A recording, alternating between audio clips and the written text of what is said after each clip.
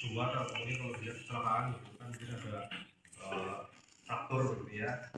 Nah, jadi kalau ada kondisi misalkan fraktur basis kran ini ya, jadi itu pun ketika ketika nanti masang NGT misalkan ada pasang NGT itu juga ketika ada fraktur, kita curiga ada fraktur di wajah ini, ada remuk di bagian kepala, kita harus hindari memasukkan selang melalui hidung karena takutnya nanti tidak masuk ke saluran nafas atau ke trachea, tapi malah bisa masuk ke bagian fraktur yang di bagian otak itu, bagian basal itu kan tipis, itu malah bisa nanti masuk ke dalam sana, yang malah bisa membuat pasiennya malah meninggal. Biasanya kalau di ICU malah kita saksinya via intubasi, tahu ya, jadi yang dimasukkan ke dalam ini selangnya kita tinggal masukin ke dalam selang intubasinya ya, jadi malah nggak perlu saksen lewat hidung lagi ya. Cuma ini misalkan pasiennya perlu sadaran, belum ada intubasi misalkan, atau perlu dibersihkan ya, memang nggak perlu ada indikasi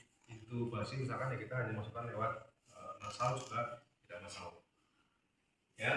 Tentunya kalau kita mau melakukan ya, kita sudah mengecek rekam medisnya ya, status pasien, dan sudah jelas instruksinya pasien mana yang akan dilakukan untuk dilakukan tindakan saksen ya, karena memang itu bagian dari standar patient safety. Jadi keselamatan pasien kita harus selalu double check ya, cek and recheck. Jadi kemudian kita juga ngecek juga alatnya ya. Perlengkapannya kita butuh NaCl ya, lalu juga handscoon ya, boleh ke bawah ya, kita handscoon yang non steril, tapi nanti ganti ya, pakaian steril biasanya sih langsung pakai steril, tidak masalah. Lalu perlengkapan lainnya. Nah, untuk selang sendiri ya, sebetulnya kan selangnya adalah selang yang sifatnya adalah disposable, jadi habis dipakai ya langsung dibuang gitu kan. Nah, tapi kadang ya, di ICU itu mulai praktis-praktisnya ya, nanti di lapangan ya, mungkin tidak selalu kalian pakai yang baru bahkan, jadi kadang disimpan ya, disimpan di kom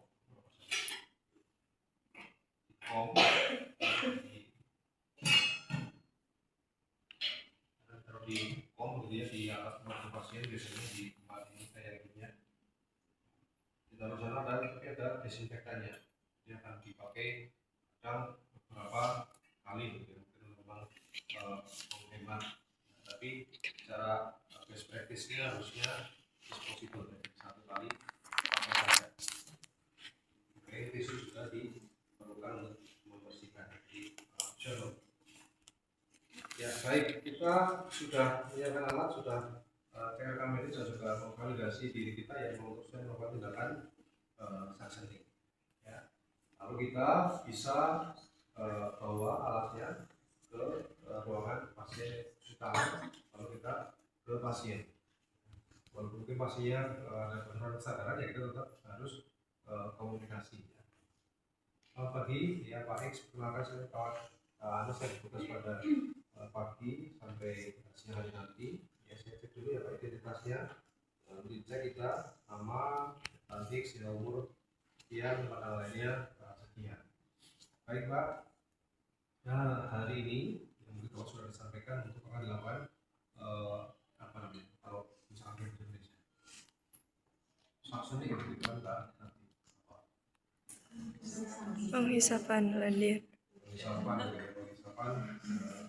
lendir, penghisapan melalui hidung gitu ya. Jadi nanti akan dibersihkan ya. Tujuannya adalah agar nanti Bapak dapat bernafas dengan lancar begitu ya, sehingga oksigen dan udaranya bisa bertukar dengan baik ya di paru-paru ya, sehingga kalau oksigennya bertukarnya bagus begitu ya, cukup oksigennya, sehingga akan membantu mempercepat proses kesembuhan ya. Jadi lalu jangan lupa kita cek dulu ya, kita harus cek dulu untuk suara nafas dari pasiennya ya. Jadi kita cek suara nafasnya pasien ya, karena nanti kan kita bisa untuk evaluasi ya setelah selesai melakukan suctioning.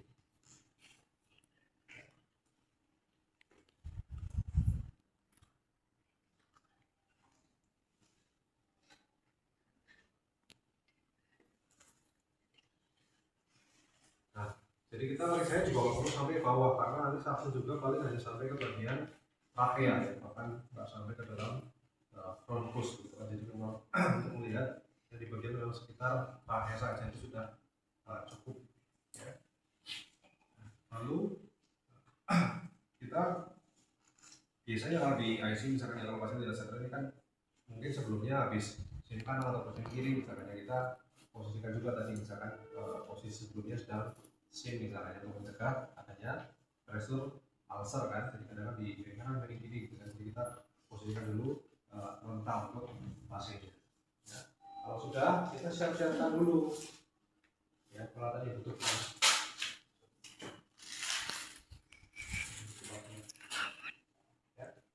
Kita dekatkan dulu temboknya lalu mengalasnya ke bawah sini.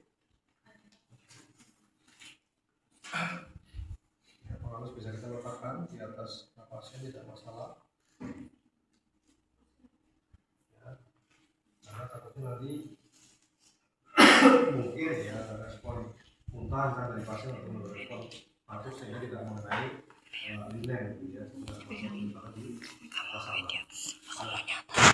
Lalu dalam waktu ini kita kasih ini ya, tuangkan dulu NaCl untuk satu membantu melumasi. Jadi sebenarnya nggak perlu pakai gel begitu ya, langsung pakai NaCl. Kalau pakai gel pun ya tidak masalah begitu ya. Cuma memang nanti bagaimana cara melumasi juga harus hati-hati karena kita tadi pakainya sudah terkenal steril. Kita tuangkan dulu biar nggak keliru. Nanti kalau sudah pakai sarung tangan karena biasanya agak lupa, agak kerepotan ketika pakai ini ya. Ya ini saya suntikan pakai sarung tangan aja biasa ya, biar nggak lama ini pakai meneman sarung tangan saya jadi boros, jangan kita punya kurang. Nah, jadi kita pakai sarung tangan sterilnya dulu. Nanti kalau pas ujian, ya pastikan jangan ada yang pakai sarung tangan dari luar. Ya, kadang sering kali pakai sarung tangan dari luar, gitu ya. Jadi jelas sudah salah karena nanti risiko ini. Jadi aslinya sudah steril ya, sudah dituangkan. Nah ini salah satunya harus sudah nanti kita akan on-kan. Karena kita akan butuh untuk satu membuka ini bisa disiapkan di awal, bisa memungkinkan biasanya kita bisa juga minta asisten ataupun kita bisa buka dari awal ya. Kita buka tadi bisa buka terus bagian tapi ya dari awal sudah kita buka bagian. Sekarang saya tadi udah buka jadi aku biasanya pakai yang kopi dan tanpa. Jadi harusnya sudah dibuka sebagian. Nah nanti kita ngambilnya seperti ini. Jadi tangan yang kiri ini kita ataupun yang non dominan ini kita on-kan. Jadi harus steril ya, karena tetap steril. Ya kita pegang di sini. Kalau ini steril nih, lalu pegangnya di gulung seperti ini biar nggak kemana-mana. Kalau nggak di gulung kayak ini ya kadang nanti dobisnya apa ya nempel-nempel ke sana kemarin gitu kan. Nah, jadi tertariknya sambil di gulung. Ya kita gulung aja nggak apa-apa, ini nggak akan putus selangnya, nggak kayak sedotan kan. Jadi kita mau coba juga nggak masalah, akan aman di tangan kita ini. Ya, jadi diamankan dulu. Nah, lalu tadi kan ini tangannya sudah on ya, itu masih steril. Ya, kita ambil dulu selang ini ya, selang tasnya kita sambungkan. Ya, ini kadang yang tremor ataupun kalau nggak pernah mencoba begitu ya, ini masukkan ini aja sulitnya minta ampun kadang. Ya perlu gampang kadang, karena tangan sudah bergetar gitu ya, masuk ini. Gak bisa pak gitu, kalau gampang mati tinggal didorong, sudah masuk, tinggal didorong. Nah, ini sudah aman, nggak akan lepas.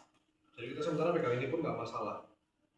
Ya paham ya? Jadi ini sudah di secure ya, sudah diamankan di tangan kita. Asal nggak musuh aja nggak jatuh, ini akan tetap aman.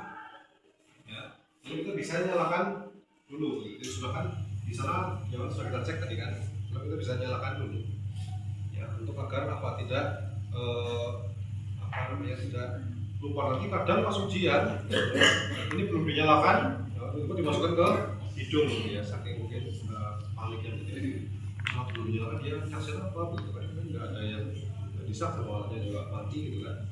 Nah lalu ya ini kita bisa tadi kalau misalnya mau pakai gel boleh begitu ya, kita bisa buka seperti ini, kita bisa tuangkan karena ini biasanya setelah kan sebetulnya kecil ya, lebih kecil dibandingkan setelah karakter, bisa dituangkan aja di sini ataupun ditaruh di tangan juga nggak masalah, dan steril ya, mungkin jangan nempel gitu kan. Nah, ini kita bisa seperti ini nggak apa-apa ya. Nah kita sebenarnya juga biasanya kalau nggak pakai gel sebenarnya pakai ini juga cukup, bisa saya lihat sambil dioleskan di sini sambil kita cek saya bisa tadi kalau kita sudah tahu bahwa tadi memang basic bisa ya. Nah kalau ini bagian yang memang pentingnya di pasien, ini bagian yang cukup vital ya. Jadi kan kayak gini tadi ya, ini saya tutorial dulu. Jadi kan tadi sudah kita tahu ya, lubangnya ada di bagian ujung sini, nanti bagian sini kan ada dua, ini masuk ke dalam mesin, ini harus kita kontrol. Ketika ini tertutup, maka udara akan nariknya dari sini. Tapi ketika ini terbuka, maka udara akan narik dari sini. Nah ketika memasukkan, jangan sampai ini ya, ini menutup, karena berarti ini akan menghisap.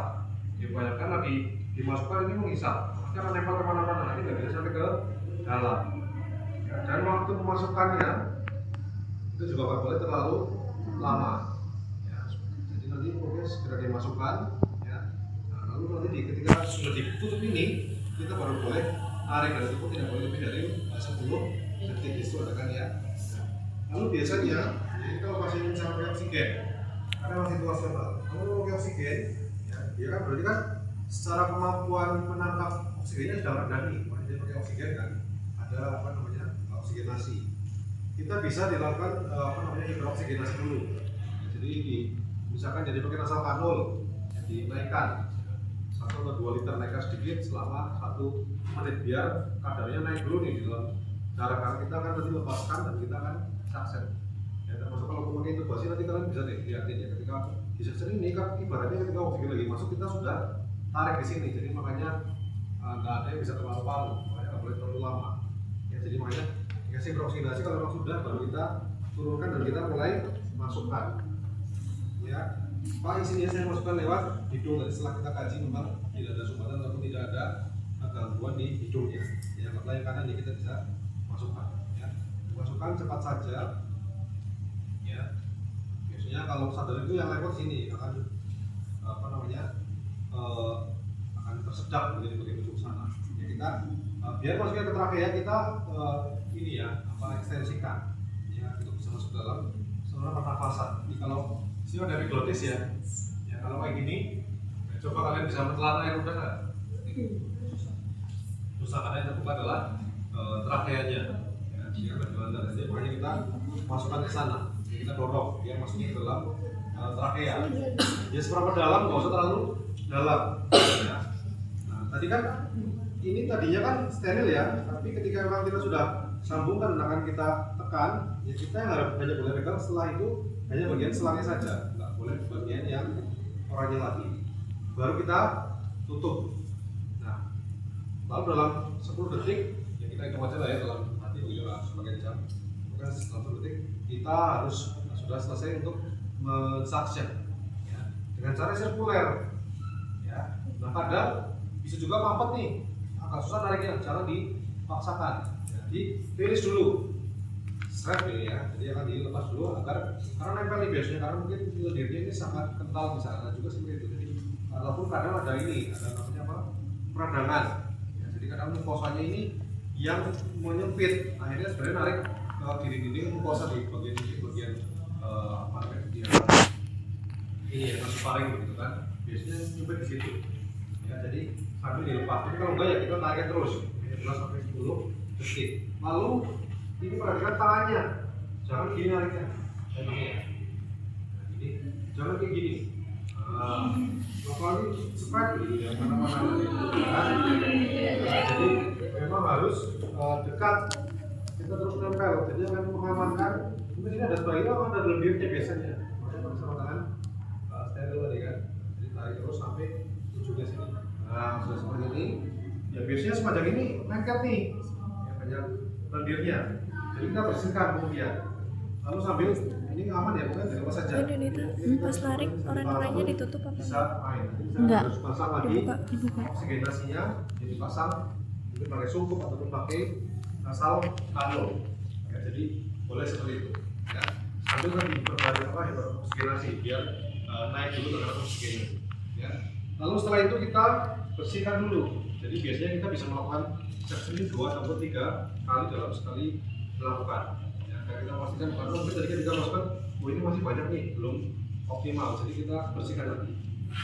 Nah, kita tadi ketika nyedot pun ke section tadi ke dalam paru-paru pun ke dalam trachea ini harusnya ada suara seret gitu. Intinya mengisi ke sini.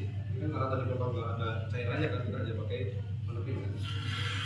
Kita sampai sekiranya suara ini dari sini akan lebih bersih gitu ya. Oke, tadi sudah 1 kali. Ini kita lakukan lagi ya. Sudah cukup untuk mikroorganisasinya, kita lepaskan lagi. Lalu kita mulai masukkan kembali. Ya, saya masukkan lagi ya. Nah, ini pakai tangan yang ini biasanya ya, ketika saya pun NDT ataupun ketika memasang ini kaset, saya akan tarik. Jadi ketika kalian belajar NDT tidak boleh terlalu ekstensi, karena kalau NDT kan masuknya biasanya ke dalam lambung, makanya kan ke dalam trachea. Jadi bisa dari ekstensi untuk ke jalan nafas. Ya, jadi kita masukkan lagi ya. Biasa kalau lancar cepat ya terus didorong. Jadi memang akan ada kemungkinan juga kalau masuknya ke esofagus gimana gitu ke trachea ya sangat mungkin. Ya, jadi dilakukan 2 ataupun 3 kali. Terus diekstensikan agar terbuka jalan nafas ya, maksudnya ke trachea. Ada 2 ya, ada esofagus dan ada trachea. Tadi dipisahkan oleh epiglotis kan. Karena memang kalau kita menghadap diri atau ekstensi ini kan yang terbuka saluran nafas bukan saluran untuk ke dalam lambung ya, jadi boleh seperti itu. Sekali lagi baru ditutup dan kemudian kita boleh baru melakukan tindakan menarik sambil sirkular, jadi lebih dari 10 detik. Jadi tujuannya sebentar agar ini memutar, menyapu. Tadi di sini ada ininya kan? Ditutup. Di samping ini ada. Waktu diambil ditutup. Jadi menyapu yang di setiap ini kan kan nempel semua di sepanjang dari bronkus sampai ke dalam bagian trachea ini kan. Makanya kita sapu, kita bersihkan dengan cara sirkular. Jadi kalau yang kedua dirasa sudah lebih ringan, ya kita nggak perlu memaksakan untuk yang ketiga, berarti sudah cukup. Karena biasanya mungkin nanti dilakukan ya, biasanya pagi sama sore atau malam hari biasanya. Jadi dilakukan 2 kali. Karena kalau terlalu sering juga, ya tadi kita nggak tahu kan potensi lumayan dari ketika di sana ya. Ini karena kosong aja, ini kan apa namanya, nggak ada sekretnya, nggak ada inflamasinya, nggak ada pembengkakan. Karena kalau sering juga nanti risikonya juga infeksi. Makanya juga ini sebaiknya portable apa disposable, sekali pakai, bukan berkali-kali pakai. Karena seringkali pasien ini mengalami, kalau saluran nafas ya, seringkali mengalami namanya pneumonia. Ya kan, pneumonia kan memang sering muncul di rumah sakit. Kenapa terjadi? Karena imunnya sedang turun, kemudian ya tadi adanya alat-alat ataupun udara di sekitar ini yang sedang banyak bakterinya ya, ini memang karena nanti kan setelahnya mungkin bisa juga dipakai ini ya, mesinnya tadi dari setelah mesinnya ini dipakai juga ke pasien yang lain, cuma diganti setelah ini, setelah apa namanya saksennya ya. Kalau sudah bisa kita bersihkan sekitar 10, tapi juga harus hati-hati ya. Jadi kita bisa bersihkan juga kalau habis pakainya intubasi, kita bersihkan juga di sini sekitar mulut atau muka. Biasanya sekaligus kita melakukan oral hygiene ya, jadi pakai orang yang belajar oral hygiene kan pertama dikasih enaknya kan ditutup ataupun mengambil mungkin dahak yang tinggal di bagian mulut ya. Itu untuk tindakan suctioning. Sebenarnya mudah, cepat ya kalau saya tarik lebih dari 10 detik. Jadi sebetulnya sangat simpel dan sangat cepat ya. Oke, kalau sudah ya kita bisa bersihkan, bereskan alatnya ya.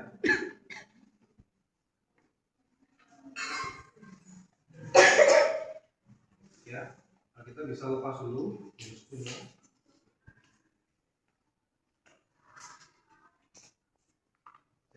kemudian cek lagi untuk apa namanya suara nafasnya.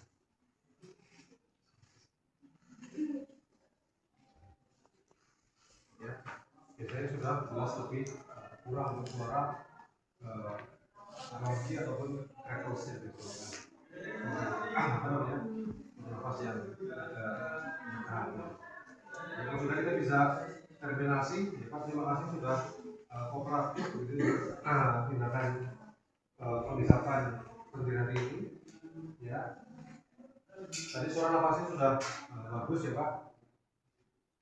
Tapi nanti biasanya malam untuk sore kita lakukan lagi. Nah, kita tinggal memeriksa dan komunikasi. Gampang kan? Tadi setelah kita kaji memang tidak ada sumbatan ataupun tidak ada gangguan di hidungnya. Ya, mata yang kanan ya kita bisa masukkan. Ya, masukkan cepat saja.